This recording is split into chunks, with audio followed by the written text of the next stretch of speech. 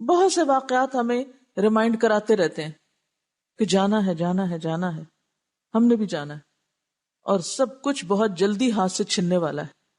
کیا کبھی کوئی ایسا واقعہ سنا، دیکھا، جانا، معلوم ہے، یاد ہے کہ جس سے آپ نے یہ سبق سیکھا ہو کہ ہم نے بھی جانا ہے اور میرے پاس جو کچھ ہے وہ بھی چھن جانا ہے؟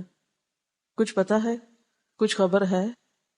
ایک نہیں، دو نہیں، بڑے بڑے نہیں، چھوٹے چھوٹے بہت سے واقعات روز ہماری زندگی میں نظر آتے ہیں ہمیں، جہاں ایک چیز ٹوٹتی ہے، ایک گم ہوتی ہے، ایک ہاتھ سے جاتی ہے، ایک ختم ہوتی ہے، ایک خبر آتی ہے۔ ہر روز یہی ہو رہا ہے کہ یہ سب کچھ اپنے اینڈ کی طرف جا رہا ہے۔ ہر نکلتا سورج جب روز غروب ہوتا ہے تو کیا سبق دیتا ہے کہ ایک دن آئے گا یہ دوبارہ نہیں طلوع ہوگا۔ ہر بدلتا موسم کیا بتاتا ہے؟ وقت کا گزرتا ہوا لمحہ لمحہ کیا بتاتا ہے کہ وقت کبھی نہیں آئے گا۔ ہمارے ہاتھ میں، ہمارے پاس جو زندگی ہے، ہر لمحہ فوت ہو رہی ہے۔ ایک بڑی موت آنی ہے اور ایک لمحوں کی موت ہر وقت ہمارے ہاتھوں ہو رہی ہے۔ ہر لمحہ سرک رہا ہے، ہمارے ہاتھ سے جا رہا ہے، لیکن ہم بھولے رہتے ہیں کہ گزرتا وقت لمحوں کی موت ہے۔ اور ایک بڑا واقعہ جو قرآن نے یہاں سکھایا کہ دیکھو کس طرح بارش ہوتی ہے، زمین لہلہا اٹھتی ہے، انسان کے دل میں بھی اسے دیکھ کے ایک مستی آتی ہے، اور پھر انسان خوش ہو جاتا ہے، وہ سمجھتا ہے کہ ہر چیز اب میری ہے، اور اتنے میں فصل تباہ و برباد ہو جاتی ہے، کوئی آفت آتی ہے، کوئی بگولا اٹھتا ہے، سب کچھ ختم ہو کے رہ جاتا ہے۔ آپ نے سنا ہوگا کہ لاہور میں ایک انسان کی غلطی سے ٹرانسفارمر کے اوپر جب دھات کی ڈور گری، اس میں دھماکہ ہوا اور اس سے 600 دکانیں جل گئیں لمحوں کے اندر۔ معلوم نہیں ایک ایک دکان والے کو اپنی دکان اسٹیبلش کرنے میں کتنے سال لگے ہوں، کتنی کتنی محنت ہو، کتنے کتنے عرصے کا سرمایہ جمع کیا ہو، اور کبھی شاید کسی ایک کے بھی دل میں یہ خیال نہ گزرا ہو کہ یہ ہونے والا ہے۔ اور جب ایسے واقعات ہوتے ہیں تو ہم کہتے ہیں الحمدللہ ہمارا تو سب ٹھیک ہے، ہمارے ساتھ تو یہ نہیں ہوا، اپنے آپ کو محفوظ سمجھ کے پھر بھول جاتے ہیں۔ یہ یاد نہیں رکھتے کہ یہ ہمارے ساتھ بھی ہونا ہے جب ہماری زندگی کو جانا ہے ہمارے ہاتھ سے۔ جب آخری لمحہ بھی ہمارا فوت ہو جائے گا تو اس کے ساتھ ہم بھی فوت ہو جائیں گے، ہم بھی ختم ہو جائیں گے۔ جو سیکھنے کا سبق اس وقت ہوتا ہے کسی کے فوت ہونے پر، وہی ہم بھولتے ہیں سب سے زیادہ اس وقت۔ اس کے جانے پر تو ہم خوب رونا دھونا مچاتے ہیں، اپنا جانا پھر بھی بھولے رہتے ہیں۔ انسان اپنے آپ کو دیکھے، ہمارا یہ جسم صحت مند، طاقتور، ہر چیز ہمارے ہاتھ میں، ہم لکھ سکتے ہیں، ہم بول سکتے ہیں، ہم چل سکتے ہیں، ہم دوڑ سکتے ہیں، ہم اچھل سکتے ہیں، ہم سو سکتے ہیں، ہم جاگ سکتے ہیں، ہم سب کچھ کر سکتے ہیں۔ جب یہ سب کچھ ملتا ہے تو انسان کیا سمجھتا ہے؟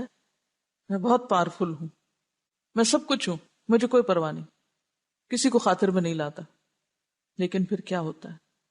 صرف ایک جھٹکا موت کا سبب بن جاتا ہے، اور انسان سوچتا رہ جاتا ہے اور باتیں ہی کرتا رہ جاتا ہے کہ اس بیچارے کو تو زندگی میں زکام بھی نہیں کبھی ہوا تھا، اس کو تو کبھی کوئی تکلیف بھی نہیں ہوئی تھی، یہ اس کے ساتھ کیوں ہو گیا؟ یہ تو بڑا ظلم ہوا۔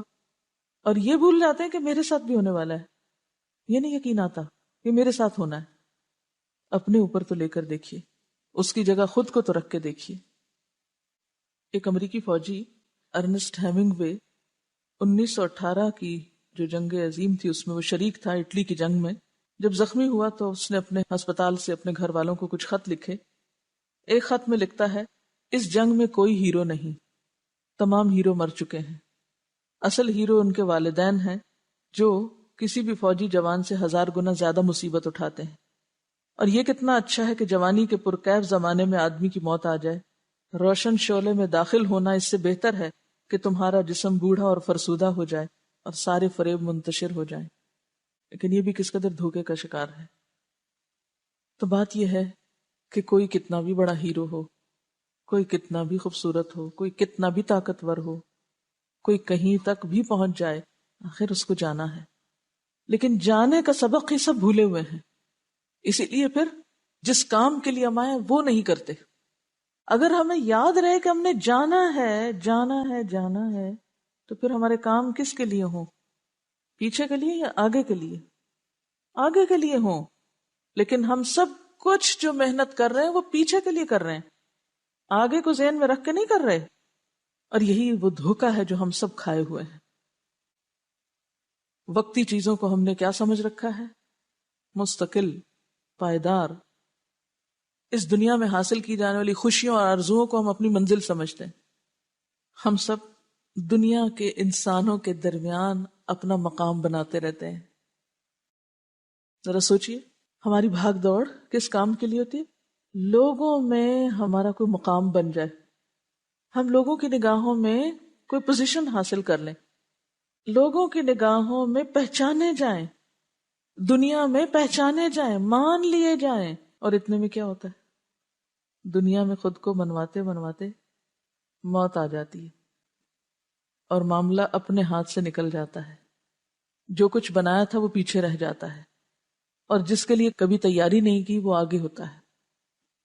اصل میں انسان کی جو بھی خواہشات ہیں وہ اس ناقص دنیا میں پوری نہیں ہو سکتی. اسی لیے اس کو کہا گیا ہے کہ وہ پائیدار دنیا کے لیے کام کرے جس کی طرف اللہ بلا رہا ہے. اور وہ کیا ہے؟ واللہ یدعو الی دار السلام. اللہ سلامتی کے گھر کی طرف بلا رہا ہے. سلامتی سے کیا مراد ہے؟ یعنی اس میں کچھ بھی نقصان نہیں، کسی بھی چیز کا کچھ چھوٹنا نہیں، کچھ ٹوٹنا نہیں، کچھ پھوٹنا نہیں.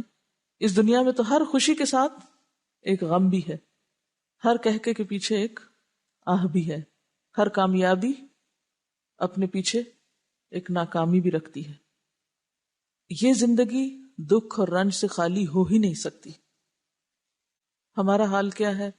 ہم دکھوں اور رنجوں سے ہی لڑتے رہتے ہیں، انہی کو ہٹانے کی فکر میں اور فکر مند ہوتے رہتے ہیں، غموں سے بھاگتے ہوئے مزید غمگین ہو جاتے ہیں، پریشانیوں سے نجات حاصل کرتے کرتے مزید پریشان رہنا شروع کر دیتے ہیں. کیونکہ ہم جو کچھ یہاں تلاش کر رہے ہیں وہ یہاں نہیں ہے. ہم سب کس چیز کے پیچھے بھاگ رہے ہیں؟ امن، سلامتی، عافیت، اطمینان، خوشی، سکون، بے خوفی، بے فکری کی زندگی ملے ہم کو. وہ یہاں ہے نہیں، وہ کہیں اور رکھی ہوئی ہے، ہم وہ یہاں تلاش کر رہے ہیں. تو واللہ یدعو الی دار السلام. اللہ تمہیں دار السلام کی طرف بلا رہا ہے، آخرت کو سامنے رکھ کر جینے کا سبق سکھا رہا ہے، اور جس کو چاہتا ہے سیدھے رستے کی ہدایت دیتا ہے. اچھا، جنت کو دار السلام کیوں کہا گیا؟ کیونکہ وہاں نہ موت ہے، نہ بیماری ہے، نہ بڑھاپا ہے، نہ کوئی آپ کی نعمتیں چرا سکتا ہے، نہ چھین سکتا ہے، نہ ان میں کسی قسم کی کوئی خرابی ہے، نہ وہ پرانی ہوں گی. مکمل امن. اسی لیے اس کو کیا کہا گیا؟ دار السلام، مکمل امن کی جگہ. اور اس دار السلام میں سب سے اچھی چیز کیا ہے؟ للذین احسنوا الحسنى وزیادہ ہے. زیادہ چیز ہے ایک جو دنیا میں تو کسی صورت مل ہی نہیں سکتی، اور وہ ہے اللہ کا دیدار. حدیث میں آتا ہے جب جنت والے جنت میں اور دوزخ والے دوزخ میں داخل ہو چکے ہوں گے تو ایک پکارنے والا پکارے گا، اے جنت والو، تمہارے لیے خدا کا ایک وعدہ باقی ہے. جنت والو، تمہارے لیے خدا کا ایک وعدہ باقی ہے جسے اب وہ پورا کرنا چاہتا ہے. جنت والے یہ سن کر کہیں گے وہ کیا ہے؟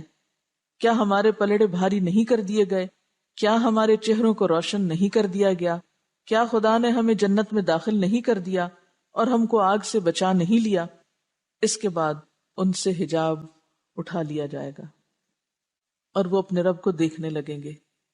بس خدا کی قسم کوئی نعمت جو خدا نے انہیں دی ہے وہ ان کے لیے خدا کو دیکھنے سے زیادہ محبوب نہ ہوگی اور نہ اس سے زیادہ ان کی آنکھوں کو ٹھنڈا کرنے والی. یہ ہے زیادہ. یہ زیادہ دنیا میں ہے نہیں، یہ صرف دار السلام میں ہے. اس کے ساتھ ہی ہمارے آج کے پروگرام کا وقت ختم ہوتا ہے. انشاءاللہ اگلے پروگرام کے ساتھ حاضر ہوں گے. وآخر دعوانا ان الحمد للہ رب العالمین.